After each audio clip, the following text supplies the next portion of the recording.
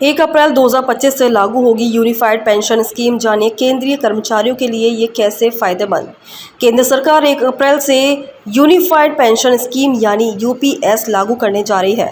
जो भी सरकारी कर्मचारी न्यू पेंशन स्कीम यानी एनपीएस में है वे यूपीएस का ऑप्शन ले सकते हैं।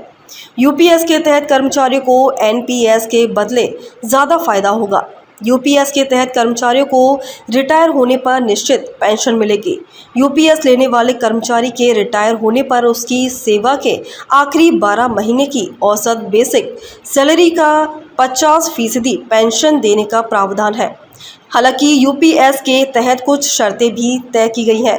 हर कर्मचारी को 50% पेंशन नहीं मिलेगी। केंद्र सरकार ने यूपीएस के तहत तय किया कि जो कर्मचारी अपने रिटायरमेंट के आखिरी 12 महीने की औसत बेसिक सैलरी का 50% पेंशन चाहते हैं तो उनका 25 साल तक नौकरी करनी होगी। यूपीएस में कर्मचारी के निधन पर परिवार के लिए भी निश्चित पेंशन की व्यवस्था की गई है। यूपीएस लेने वाले कर्मचारी का निधन होने पर परिवार को 60% पेंशन दी जाएगी। इसके अलावा जो कर्मचारी 10 साल तक नौकरी करेंगे उनको हर महीने 10,000 रुपये की पेंशन यूपीएस के तहत दी जाएगी।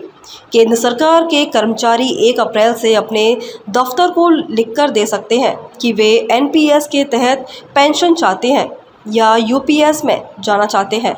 यूपीएस के कर्मचारी को अपनी बेसिक सैलरी का और महंगाई भत्ते का 10% हिस्सा देना होगा।